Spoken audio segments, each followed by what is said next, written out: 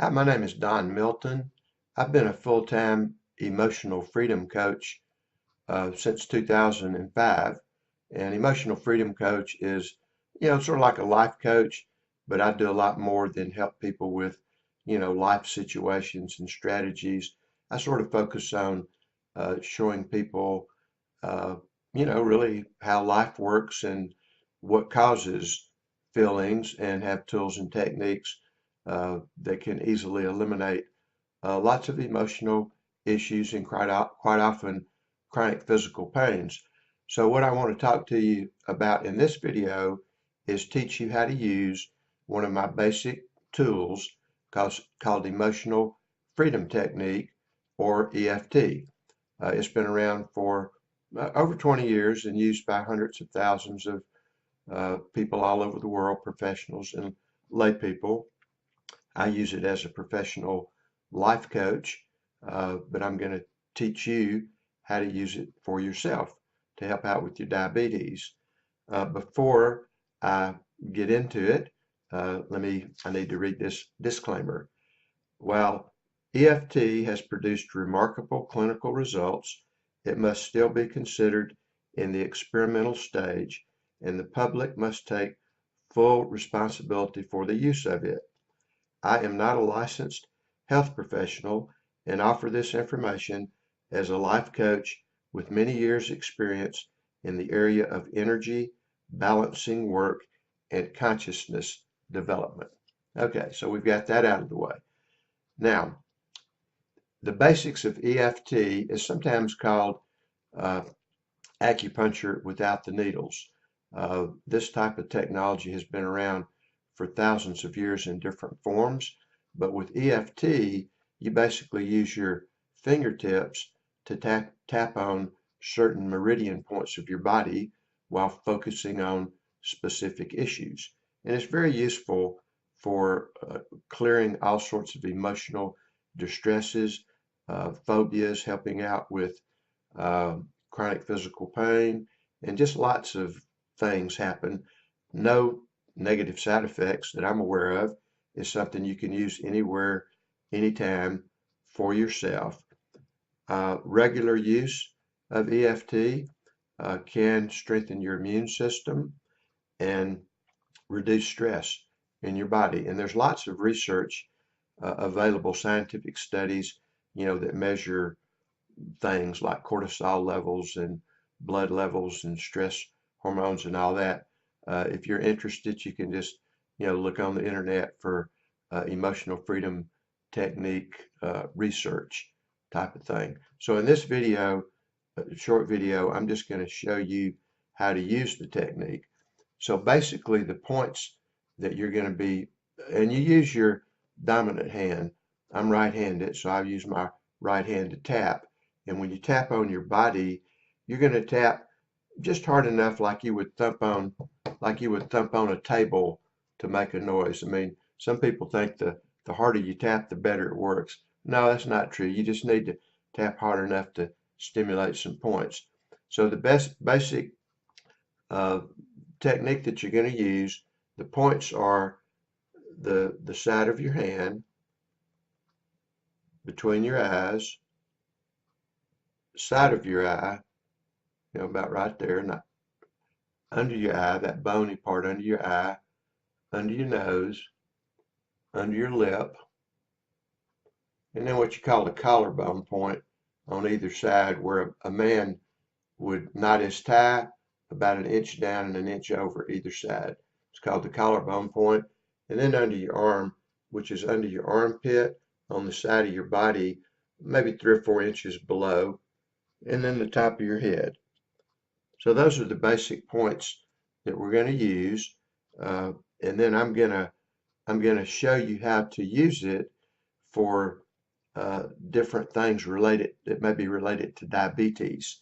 And I can assure you, if you do this like 10 or 15 minutes, 20 minutes a day on a regular basis, probably after a few days or a week, you may notice some results.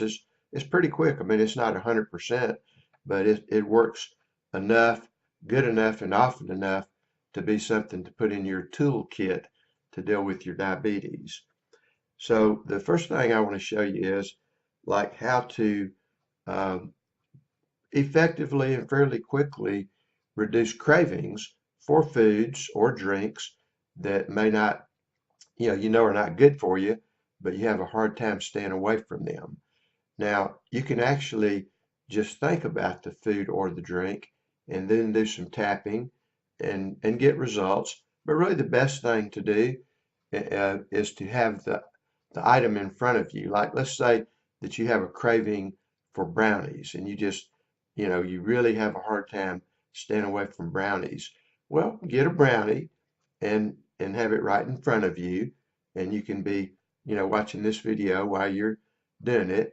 But take the brownie and smell it, look at it, and get your desire. In EFT, we rate the scale of things, like how much you want something, or how high the level of an emotion is, like from 0 to 10. So rate your level of how much you want that brownie.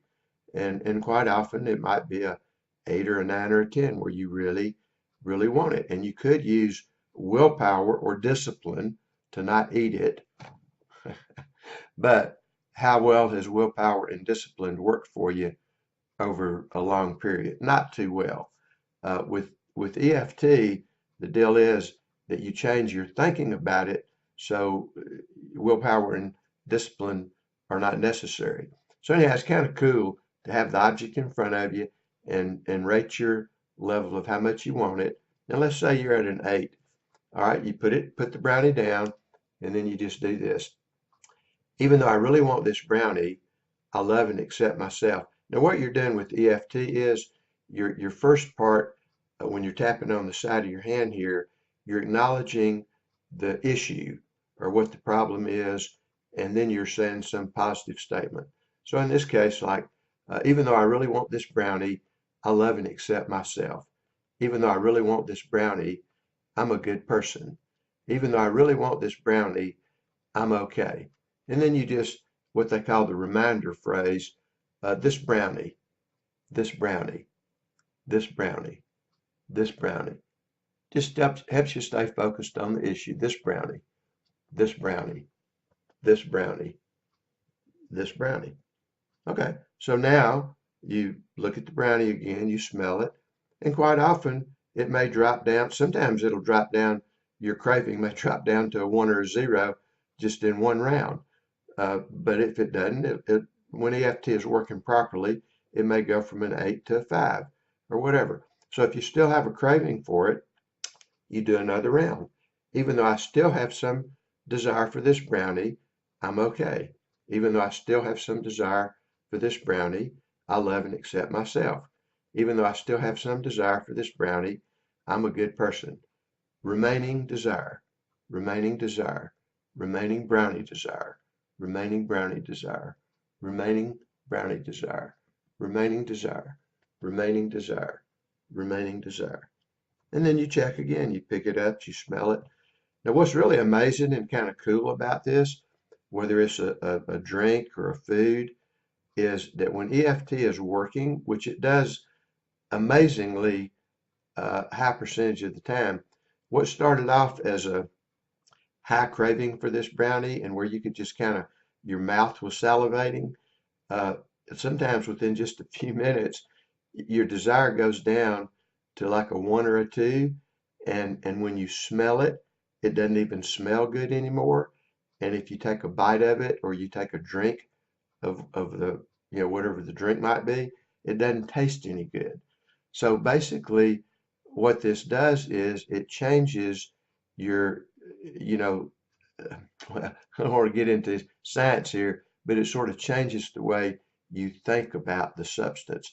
And, it's not unusual that people will do this one time for a substance and then they just don't ever have a craving again. Now, that doesn't mean that you can't ever eat it again or drink it again, but what it means is that you have emotional freedom related to that item, that you don't have that constant anxiety and desire and using willpower to avoid it, that it's just like you don't even want it anymore. or you could take it and leave it, or leave it.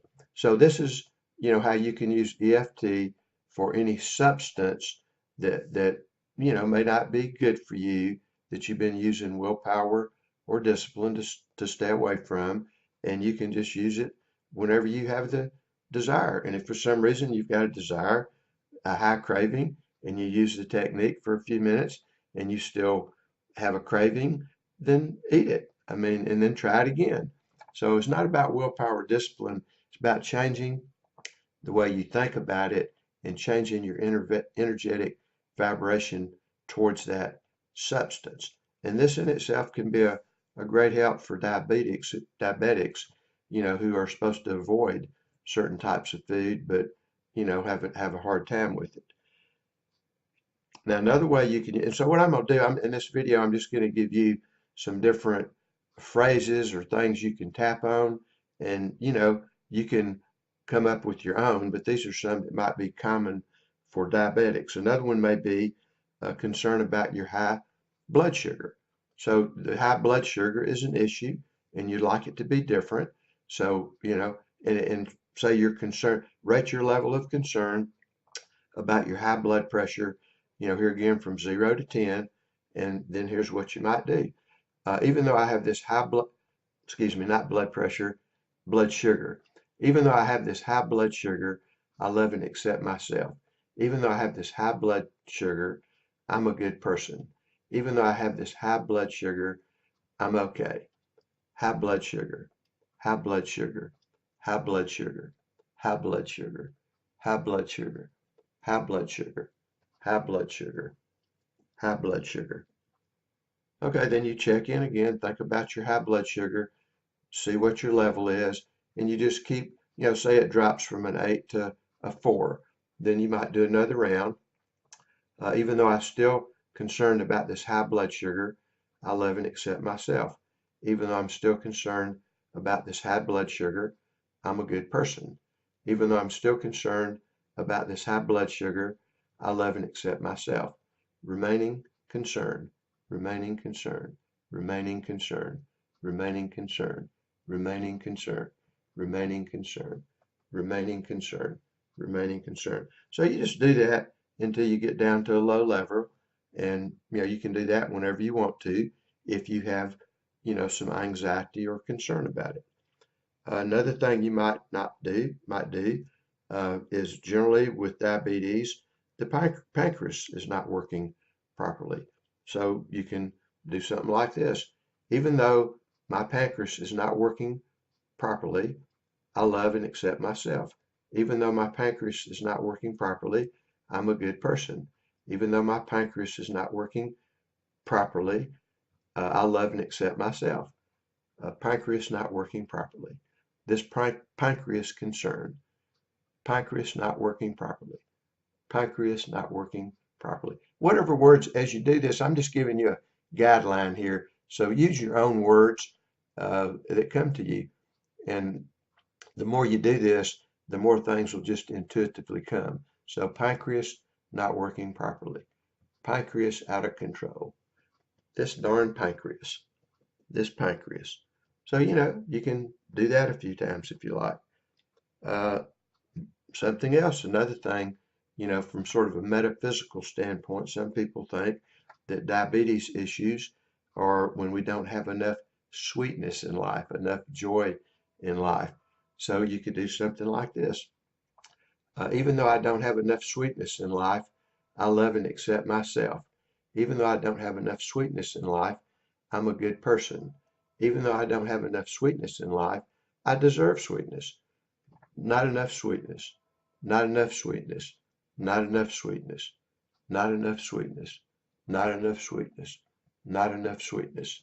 Not enough sweetness. Not enough sweetness. And then, if you still, depending on how strong that feels to you, you might go again.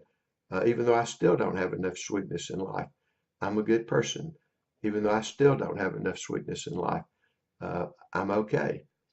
And then, not enough sweetness, not enough sweetness, that type of thing.